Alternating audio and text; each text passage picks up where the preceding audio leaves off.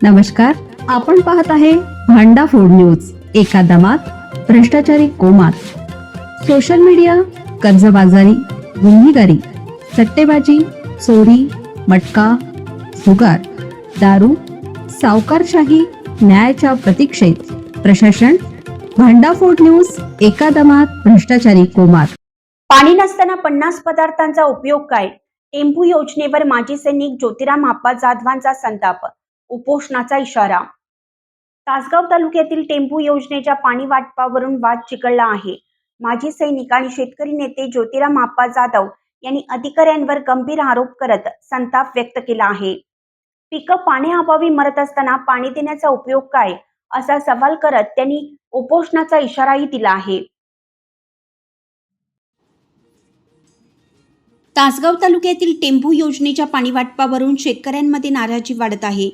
माजी सैनिक तथा शेतकरी नेते ज्योतिराम आप्पा जाधव यांनी याबाबत तीव्र प्रतिक्रिया दिली आहे.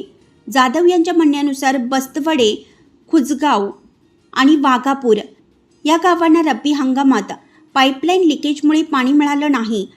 त्यामुळे या गावांना प्राधान्य देण्याची मागणी त्यांनी वारंवार अधिकाऱ्यांकडे केली होती. मात्र टेंबू योजनेच्या अधिकाऱ्यांकडून प्रथम माजर्डे आणि सावर्डे या गावांना पाणी देण्यात येणार असल्याचे सांगण्यात आलं.